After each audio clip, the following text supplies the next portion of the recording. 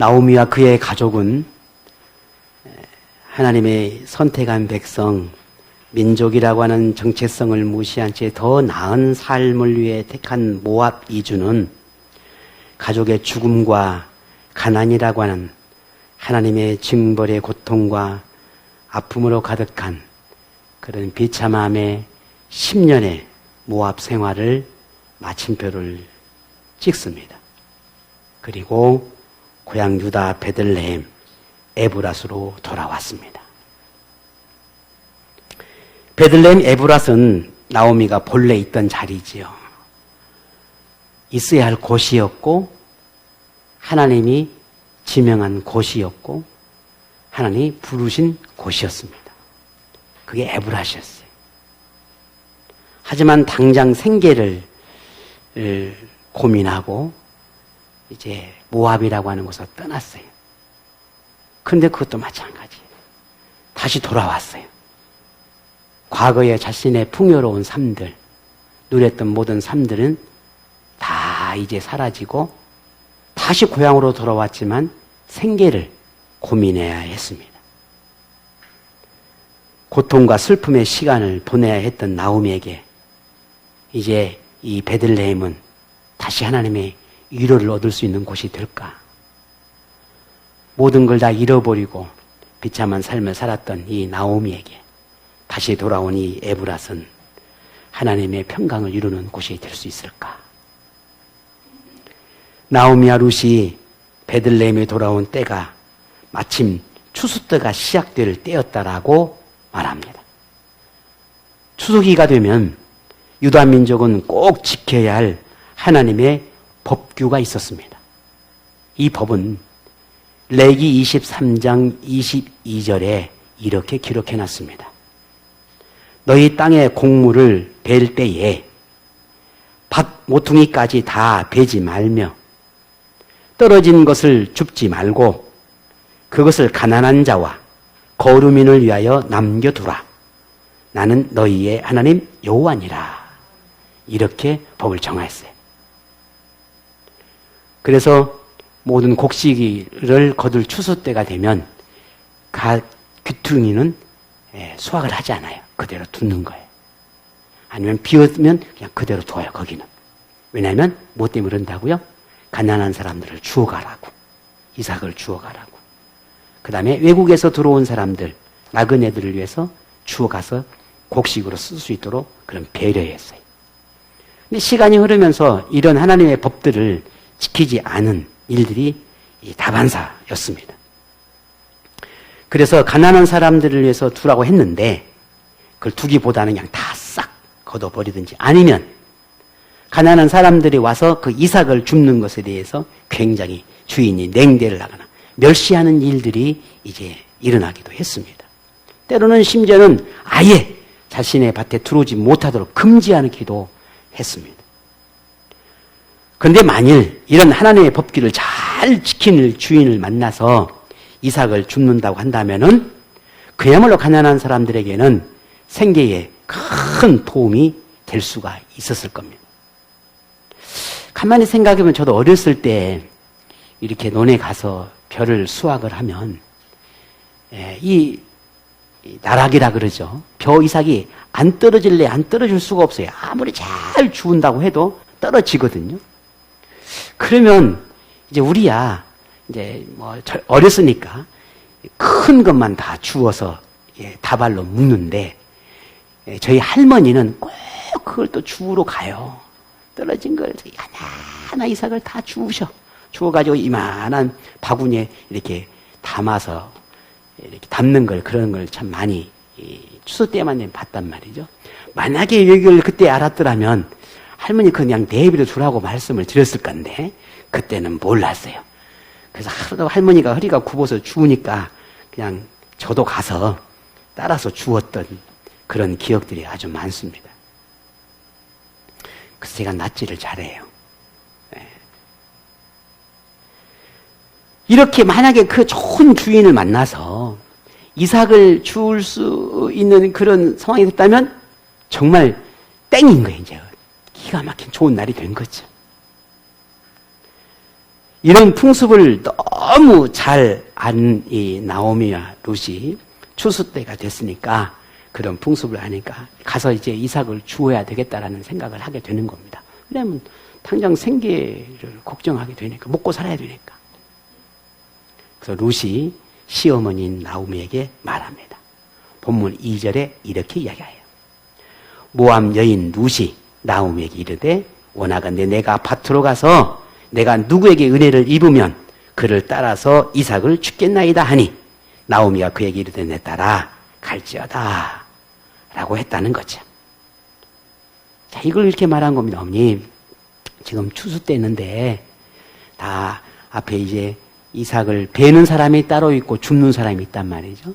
그러니까 베는 사람들이 가고 나면 그 남을 거 아니겠습니까? 그러니까 그 주워가지고 제가 오겠습니다 라고 이 룻이 나오미에게 이야기를 한 것입니다. 그러니까 그래 자 뭐 당장 묵고 살아야 되니까 허락을 한 것입니다. 룻이 추수하는 사람들의 뒤를 따라다닙니다.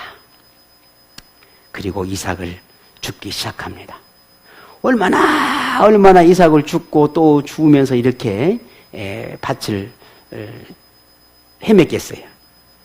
그러다가 보아스라고 하는 사람의 밭에 이제 그 밭에 들어가게 되었다는 거죠. 이 보아스가 누구냐면은 오늘 본문 1절에 보니까 나오미의 남편 엘리멜렉, 이 엘리멜렉의 친족 중에 유력한 자가 친족으로 있으니 그의 이름은 보아스더라 라고 그렇게 소개를 하고 있습니다. 보아스라고 하는 사람은 막 소개하는 것처럼 그의 나오미의 남편 엘리멜렉의 친척이었다는 거죠. 그런데 유력하다라고 하는 말은 제법 부자고 또 제법 유지되는 그런 좀 더 힘도 있는 그런 사람이었다라는 겁니다. 이렇게 소개를 하고 있어요. 근데 2장 3절에 보게 되면 같이 볼까요? 룻이 가서 베는 자를 따라 밭에서 이삭을 줍는데 우연히 엘리멜렉의 친족 보아스에게 속한 밭에 이르렀더라. 아멘. 이렇게 말을 하는 걸 보면 룻은 이 보아스가 자기의 시아버지인 엘리멜렉의 친척이었다는 걸 전혀 모르고 있었다라고 하는 걸 알 수 있어요. 어떻게 이삭을 줍다 가다 보니까 보아스라고 하는 사람의 밭에 갔는데 이 보아스라는 주인이 누구인지를 잘 몰라. 단지 그냥 부자 정도? 뭐 밭이 많이 있으니까, 논이 많이 있었으니까, 이삭을 할 수 있는, 수확할 수 있는 게 많이 있었으니까 그런 정도로 알고 있었다는 거죠. 왜냐하면 그 다음에 보게 되면, 내용을 보게 되면 룻이 보아스 밭에 이르게 되는 것을 두고 뭐라고 봤느냐면은 우연히라는 표현이 나와요. 우연히 들어가게 됐다는 거죠. 룻이 보아스 밭에 있게 된 것이 우연한 일일까라는 걸 좀 생각해 보십시다. 우연한 일일까? 룻의 입장에 보게 되면 분명 우연한 거죠. 죽고 따라가다 보니까 이삭 베는 사람들이 또 놓치면 그놈 죽고 또 베는 사람이 또 하다 보면 그 옆에 또 죽고 하다 보니까 보아스의 땅까지 갔단 말이죠. 그리고 우연히 갔다라고 할 수가 있겠지만 하나님 편에서도 우연한 일일까? 룻의 입장에서 보면 우연한 일이겠지만 하나님의 편에서 보게 되면 절대로 우연한 일이 아니다라는 말입니다. 그러면 하나님이 룻을 보아스 밭으로 인도했다는 말인가라는 거죠. 만일 그랬다면은 룻이 보아스의 밭에 이르게 된 것은 하나님의 오묘한 뜻과 섭리가 있다라고 하는 것을 암시하고 있는 겁니다. 그 속에 그게 담겨 있다는 거죠. 만약 이것이 사실이다라고 하면은 이후에 룻을 위해서 하나님이 그의 삶 가운데 개입하셨고 그리고 그 개입한 그 증거들은 반드시 드러날 것이라는 거죠. 그게 뭘까라는 거예요. 룻이 보아스의 밭에서 이삭을 줍고 있을 때 보아스가 자신의 밭에 나옵니다. 그리고 이렇게 둘러보니까 참 많은 일꾼들이 와서 열심히 이삭을 베고 있습니다. 그리고는 그냥 우리나라 말로 말하면 아이고 고생들 많이 한다. 이 더운 날 애쓰시네요. 뭐 이렇게 인사를 하는 거죠. 그리고 그들에게 하나님의 복이 당신들의 있기를 축복합니다. 라고 이렇게 축복도 선포하며 그들이 서로 격려하고 인사를 나눕니다. 그리고 자신의 밭을 이렇게 둘러보고 있는데 그 여인들의 무리 속에 한 여인이 보아스의 눈에 띕니다. 그러니까 드라마 같은 이야기겠죠. 이 드라마는 드라마지. 보아스의 눈에 띈 한 여인을 가리켜서 그 일꾼들을 거느리고 있는 그 감독관 하나를 부릅니다. 그리고는 저 여인이 도대체 누구냐? 라고 묻습니다. 그러니 감독관이 이렇게 살펴보고는 누군 줄 알아봅니까? 룻이라고 하는 여인을 알아보게 되죠. 그리고는 그 룻이라고 하는 여인을 소개하는데 저 여인은 나오미의 며느리고 모압 여자이고 또 이삭을 죽기를 허락해달라고 나한테 찾아와서 막 이렇게 부탁을 해서 그러면 너가 나치를 우리 일꾼들을 따라다니면서 이삭을 주어라 라고 허락해 주었다는 겁니다. 이렇게 자세하게 룻에 대해서 설명을 하게 됩니다. 그런데 이 감독관이 룻에 대해서 이야기하는 것 가운데 유독 우리가 한 가지 좀 주의 있게 좀 볼 구절이 하나 있어요. 그 구절 하나 볼까요? 그게 7절입니다. 7절을 같이 한번 읽어보겠습니다. 그의 말이 나로 베는 자를 따라 단 사이에서 이삭을 죽게 하소서 하였고 아침부터 와서는 잠시 집에서 쉰 외에 지금까지 계속하는 중이니이다. 아멘. 이 감독관의 눈에 보였던 이 룻의 모습이에요. 그런데 이 룻의 모습을 본 이 감독관은 뭐라고 표현했냐면은 뭐라고요? 아침에 와서 잠시 쉬고는 계속해서 지금까지 이삭을 죽고 있다라는 말이죠. 여기 속에 보게 되면 룻이 참 열심 있고 부지런한 여인이었다라고 하는 것을 칭찬하고 있는 것을 보게 되는 겁니다.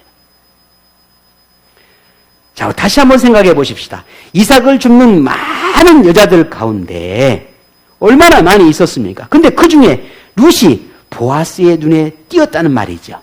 이게 우연일까라는 거예요. 그냥 보지 늘 평소에 보았던 여인들인데 그 중에 새로운 여인이 있었네? 라고 해서 그 여인이 띄었을까라는 거예요. 그랬을까? 아니면 룻이라고 하는 이 여인에게 다른 여인들과 다른 어떤 특별한 그 무언가가 있었기 때문일까? 설령 룻에게 어떤 특별한 무언가가 있어 보아스 눈에 띄었다고 하더라도 이것을 우리가 우연이라고 취급할 만한 것일까라고 하는 걸 한번 생각해 보자는 겁니다. 룻에게 일어난 놀라운 일은 보아스에게 눈에 띈 것만이 아니에요. 그 모든 사실들을 알고 보아스가 룻을 부릅니다. 그리고 그 룻에게 이렇게 이야기를 합니다. 본문 8절, 9절 두 절을 함께 보겠습니다. 같이 봅니다. 보아스가 룻에게 이르되 내 딸아 들으라. 이삭을 주우러 다른 밭으로 가지 말며 여기서 떠나지 말고 나의 소녀들과 함께 있으라. 그들이 베는 밭을 보고 그들을 따르라. 내가 그 소년들에게 명령하여 너를 건드리지 말라 하였느니라. 목이 마르거든 그릇에 가서 소년들이 길러온 것을 마실지니라 하는지라. 아멘. 이게 뭔 그런 특별한 말일까라고 하지만 오늘 이 본문의 배경이나 당시 상황을 보게 되면 보아스는 룻에게 엄청난 특별한 혜택을 보여주는 것을 볼 수 있어요. 엄청난 배려였다라고 하는 걸 알게 됩니다. 룻이 누구인지를 알게 된 보아스는 룻을 향해서 각별한 애정이 담겨있는 이 특별한 말들을 담겨서 이 룻에게 이야기를 하게 되는데 그 중에 이삭을 줍기 위해서 다른 밭으로 가지 말아라 라고 하는 것이었습니다. 이것은 룻의 생계를 책임지겠다는 거예요. 앞으로 다른 밭에 갈 필요가 없다. 그거 수고할 필요가 없어. 왜? 여기서 다 너의 생계를 만큼 이삭을 줍도록 충분히 내게 배려하겠다는 거거든요. 이방 여인으로서 문화적 차이에서 겪어야 하는 그런 어려움이 없게 하겠다는 의미도 담겨 있는 겁니다. 왜냐하면 처음에 말씀을 드렸잖아요. 그 당시에 가난한 사람들이 이삭을 주를 때 허락하기도 했지만 굉장히 업신여기고 무시를 당하는 일들이 많았단 말이에요. 특히나 이 룻이 모압 여인이었다는 것을 보아스가 알았으니 만약에 다른 데로 가게 되면 그 무시당하고 업신여기 당할 수 있다는 걸 알게 된 거죠. 그러니 가지 말라는 거예요. 여기서 다 그 모든 걸 해결하라는 거지. 또 하나는 젊은 남자들이 룻을 건드리지 못하게 내가 젊은 청년들에게 명령했다. 그렇게 이야기했다라고 하는 것입니다. 이것은 룻을 육체적인 보호도 의미하지만 이삭을 줍는 일을 방해받지 않도록 하겠다는 거예요. 편하게 이삭을 주라는 거예요. 눈치 보지 말라는 거죠. 누군가에게 만약에 야, 왜 너는 그렇게 이삭을 많이 주어? 왜 그렇게 주어? 그런 유화감을 받지 않도록, 주지 않도록 하겠다라고 하는 그런 의미가 담겨 있습니다. 뿐만 아니라 룻이 목이 마르거든 소년들이 길러온 물을 함께 마시라 했습니다. 이게 뭔 대단한 거냐 싶지만 그렇지 않습니다. 당시에는 물을 얻는다는 게 쉽지 않아요. 그래서 동네의 우물이나 이런 한 큰 마을에 우물 한두 개 정도 있었단 말이죠. 밭에서 일을 하다가 목이 마르면 본인이 가든지 아니면 누군가가 물을 떠와서 그 일꾼들에게 물을 제공을 하든지 이런 형태였어요. 아니면 오늘 하루 종일 마실 물을 각자가 준비해야 했습니다. 그만큼의 어려운 상황이었단 말이에요. 그런데 이런 상황 속에서 보아스가 룻에게 소년들이 물을 떠오면 가서 그 물을 편하게 마시라는 거예요. 이게 엄청난 특권인 거죠. 더더욱이나 룻은 이삭을 베는 일꾼이 아니라 이삭을 주어야 하는 가난한 자의 입장이었습니다. 그 가난한 자의 입장에서 일꾼들에서 길러놓은 물을 마신다? 이건 굉장히 어려운 일이었어요. 그런데 이삭을 줍는 가난한 자의 위치에 있는 이 룻에게 편하게 물을 마시겠다라고 하는 건 그래서 시대적으로 봤을 때 엄청난 특혜다였다라고 하는 거죠.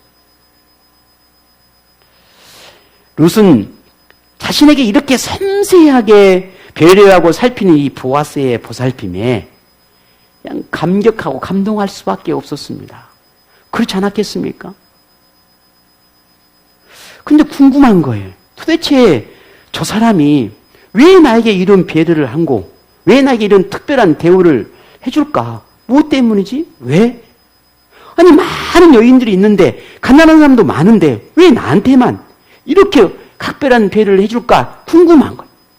그래서 룻이 보아스에게 물었습니다. 왜 나에게 이렇게 각별하고 특별한 배려를 하고 이렇게 선처를 베푸느냐라고 물었더니 보아스가 이렇게 대답을 합니다.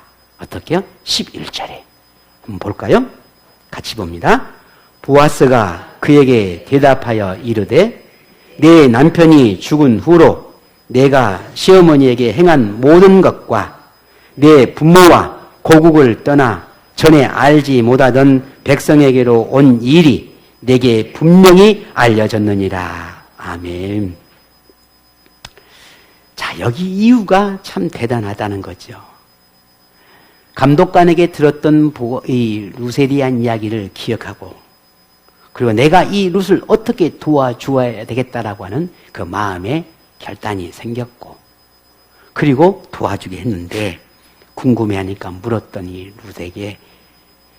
룻에게서는 시모를 사랑하는 그의 어머니를 사랑하는 시어머니를 사랑했던 그 효심이 참 지극한 여인이구나 라고 하는 걸 알게 되었고 뿐만 아니라 유다라고 하는 이 나라에 오게 됐는데 자신이 그동안에 섬겼던 그 나라나 고국이나 모든 걸 다 포기하고 오직 시어머니 나옴에게 들었던 그 하나님을 향한 신앙, 그 믿음 하나를 가지고 이 유다라고 하는 곳으로 오게 되었단 말이죠. 이걸 보아스가 알게 됐다는 거죠. 시어머니 나오미를 향한 효심과 하나님을 향한 그 신앙심을 알게 된 보아스가 이 여인을 어떻게든 도와주겠다고 하는 그 마음이 생겨난 것입니다. 근데 가만히 생각해 보면 참 우리도 그러는 부분이 좀 있는 것 같아요. 모르는 사람을 만나다 조금 알게 되어서 참 친해졌어요. 좋아졌어. 그런데 더 좋아지고 더 친해지는 것은 같은 크리스찬이라고 하면은 왠지 더 좋아지고 더 뭔가 막 친밀해지는 그런 느낌. 저만 받을까요? 그건 아니잖아요. 이걸 보면 보아스도 참 하나님을 향한 신앙이 굉장히 지극히 큰 사람이었구나 라는 걸 알게 되는 거죠. 물론 룻을 돕는 것에서도 볼 수 있지만 그러나 이삭을 남겨서 죽게 하는 것도 하나님의 법을 지키고 있는 걸 보면 보아스 또한 참 믿음이 하나님을 향한 신앙이 좋은 사람이었다는 걸 알게 되는 겁니다. 결국 이 모든 걸 살펴볼 때에 보아스와 룻의 만남이 룻이 말하는 것처럼 우연이었을까라는 거죠. 우리는 지난 본문을 오늘 이 시간까지 계속 거듭해서 보면서 질문하는 것이 있었습니다. 그것이 무엇이었습니까? 룻의 선택이 옳은 것인가라는 것이었습니다. 시어머니 나오미를 선택하고 유다를 선택하고 결단을 하고 모든 그의 모습이 옳은 것인가라는 질문이었어요. 모압 여인으로서 감당해야 할 유다 생활을 두려워하기보다 단호한 결단을 내렸던 그 룻의 행동을 하나님은 옳은 결정이라고 평가하실까라고 하는 물음이었습니다. 모압의 가족, 고국, 신까지 버리고 시어머니 나오미와 유다와 하나님을 택한 것이 바른 선택인가라고 하는 이 질문을 우리는 계속해서 해왔어요. 그런데 룻과 보아스의 만남에서 우리는 조금이나마 희미했던 것들이 드러나기 시작합니다. 우연이 아니라는 것. 룻의 선택이 결코 잘못된 것이 아니라는 걸 우리는 조금씩 알아가게 됩니다. 친모도 아닌 과부 시모를 따라 낯설고 알지 못하는 나라로 더욱이 이방 여인이 간다는 것이 쉬운 결정은 아닙니다. 룻이 아무리 효심이 크다고 한들 가난한 가정의 삶이 어떠하다는 걸 짐작할 만한데 더욱이나 자신이 그 모든 생계를 꾸려야 한다는 걸 불보듯 뻔한 일이었습니다. 그런데도 시모를 따르겠다라고 하는 이 결단을 했다는 거죠. 어쩌면 룻이 보아스에게 띄었던 것이 가난하여 이삭을 줍는 여느 여인들과 다르지 않은 모습보다 그런 모습보다는 오히려 이 룻에서 효심과 신앙과 삶의 자세가 그런 지난 모든 삶 속에서 결단 속에서 풍겨났던 그런 기품이 보였던 것은 아닐까 하는 생각을 해봅니다.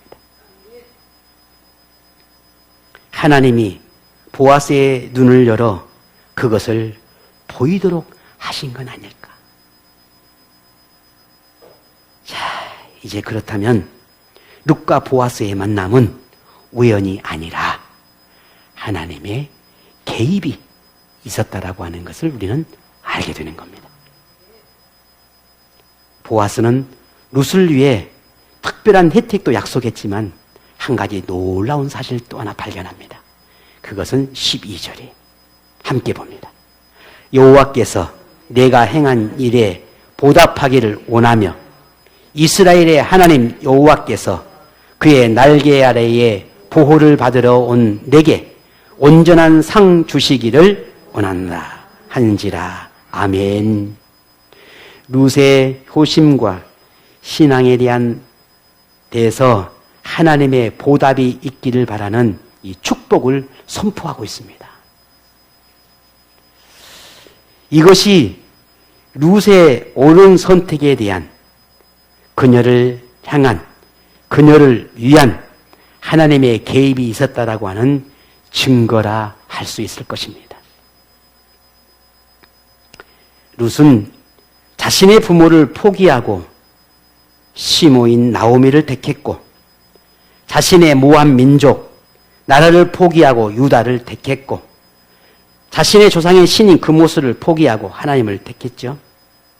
룻은 모압의 안락하고 편안한 환경을 포기하고 가난하고 고단한 삶을 택했습니다. 하나님은 이런 룻의 인생을 책임지기 위해 개입하기 시작하셨습니다. 그 증거가 룻과 보아스의 만남이고 보아스를 통해 얻게 된 특별한 혜택과 보아스의 축복의 선포였습니다. 그러니 룻과 보아스의 만남은 우연이 아니라 하나님의 섭리였습니다. 오늘 저와 여러분의 인생에서 우연히 혹은 내가 노력해서 혹은 나의 열심으로 뭔가 참 부단히 살았던 나의 노력의 결과였을까? 라고 하는 생각되어지는 것들이 있습니까? 물론 그런 의미도 있을 겁니다. 하지만 그렇지 않습니다. 하나님이 우리 인생 속에서 우리를 위해 개입하시고 우리를 이끄시고 우리에게 필요한 걸 부어주시고 때에 따라 돕는 은혜를 주시고 그것이 모아지고 쌓여져서 그것이 지금 우리가 누리고 살아가는 이 삶입니다. 이게 하나님이 우리를 주신 선물이에요.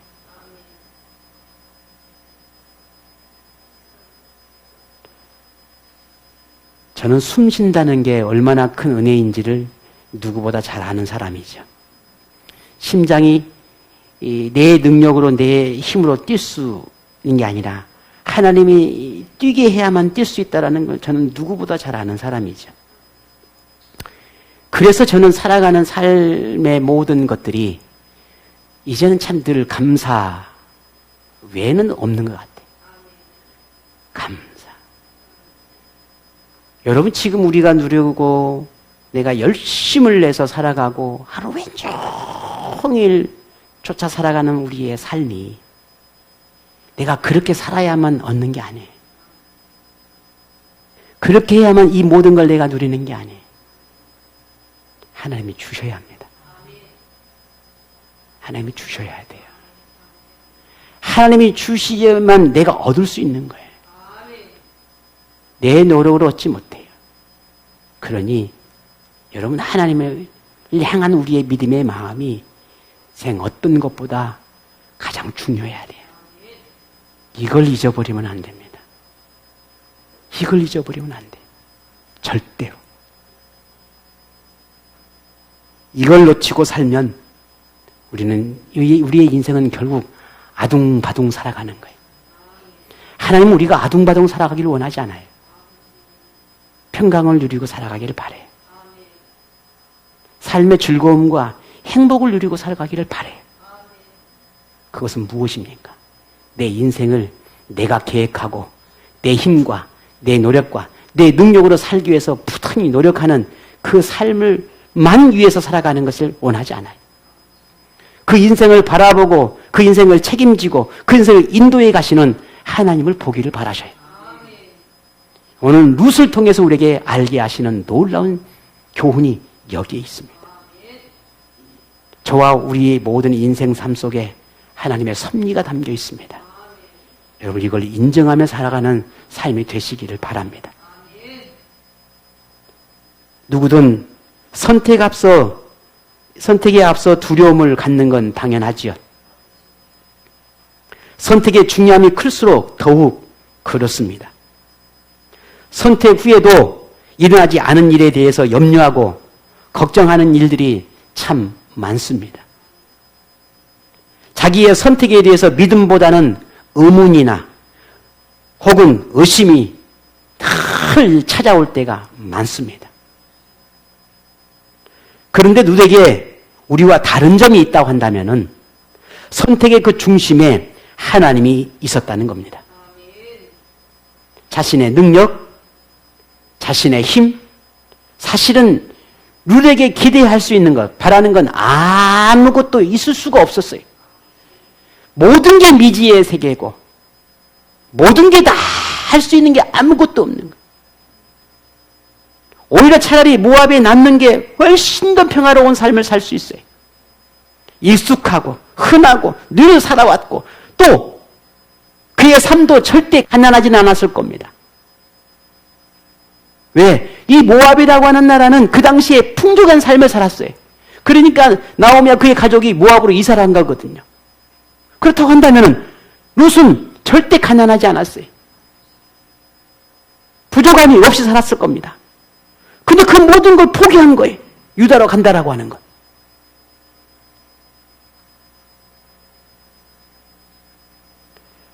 우리에게 바라보는 건 다 가나. 그것이 무엇이었겠습니까? 어머니, 그리고 하나님. 그래, 어머니가 가는 곳에 내가 가겠습니다. 어머니가 섬기는 그 신을 나도 섬기겠습니다. 이게 룻의 고백이었잖아요. 그 외에는 바랄 것도, 기대할 것도, 기댈 것도 아무것도 없는 거예요. 우리의 삶 가운데도 그렇지 않습니까? 그러니 룻에게는 그저 하나님이 있고 믿음이 있고 자신의 삶의 중심이 자기 욕망이나 욕심이나 이익이나 유익을 찾는 게 아니라 그저 하나님, 그저 기댈 수 있는 것 하나님. 이것이 오늘 저와 여러분의 다른 점입니다. 시어머니 나오미를 향한 사랑과 하나님을 향한 신앙이 전부였다라고 하는 걸 우리는 룻의 모습에서 보게 됩니다. 그러니 그런 룻에게 하나님이 개입하지 않을 수 있을까라는 거예요. 네가 그토록 열심히 살고 싶어 하는데, 네가 그토록 나를 경외하는 삶을 살고 싶어 하는데, 네가 그토록 나의 인도함을 믿고 따르고 그렇게 하나님께 의지하며 살고 싶어 하는데 어찌 그런 룻을 위해서 일하지 않고 방치할 수 있겠는가라는 거예요. 오늘 저와 여러분의 삶도 저는 그런 믿음이 있습니다. 믿음이라고 하는 게 그저 나는 아무것도 안 하고 그저 하나님이 나를 위해서 뭔가 해주겠지라 하며 기대하는 그게 믿음이 아니죠. 정말 내가 열심히 살아야 합니다. 헌신적인 삶을 살아야 되겠지요. 부지런히 살아야 되겠지요. 그러나 그것만 가지고 되겠냐는 거죠. 그 속에서 하나님의 역사를 믿고 바라고 기대고, 그래서 내가 누구에게든 무엇에게든 부끄럽지 않는, 하나님에게도 부끄럽지 않게 해서 살아내는 그런 믿음의 삶 속에 주시는 하나님의 은혜를 기대하는 것입니다. 이게 믿음입니다. 오늘 룻을 바라보면 룻을 향해 보아스의 축복은 곧 룻을 향한 하나님의 마음이었고 하나님의 바람이었습니다. 하나님은 룻의 인생을 책임지려 하십니다. 하나님의 백성, 민족을 택한 룻에게 하나님은 보답하려 하십니다. 룻에게 필요한 모든 걸 주려 하십니다. 이것이 보아스와 룻의 만남의 시작이었습니다.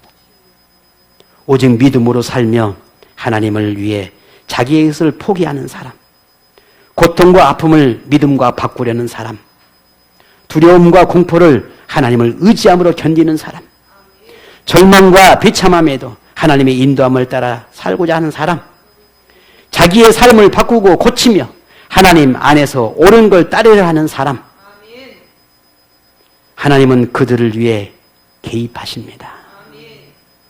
하나님의 개입은 더 나은 삶으로 인도고 복을 주시려는 의도입니다.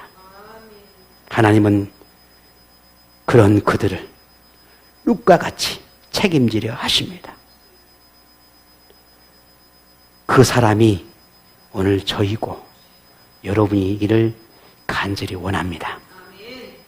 여러분의 인생에 하나님의 완전한 개입이 있기를 바란다면 때로는 포기해야 할 것과 때로는 버려야 할 것과 때로는 바꾸어야 할 것과 때로는 고쳐야 할 것과 되돌려야 할 것이 무엇인지를 우리는 늘 생각하고 고민하며 바른 결단을 내리는 그런 지혜를 구하는 삶이 되어야 할 것입니다. 왜냐하면 그런 우리의 결단과 믿음의 삶의 노력 가운데 하나님이 개입하기 시작하기 때문에 그렇습니다. 그것이 더 나은 삶을 얻는 비결이 되고 그 옳은 선택에 상응한 보상이 반드시 주어질 것을 믿기 때문입니다. 오늘 사랑하는 우리 여러분 모두가, 우리 지금들이 저에게도 그런 선택의 지혜가 날마다 있기를 원합니다. 그래서 평생 하나님의 보호와 인도하심 속에서 평강을 누리는 그런 은혜의 삶을 분명 하나님께서 허락하시고 여러분이 그 모든 복된 삶을 누리기를 또 하나님의 그 은혜가 여러분 삶 가운데 임하기를 주의 이름으로 축복합니다.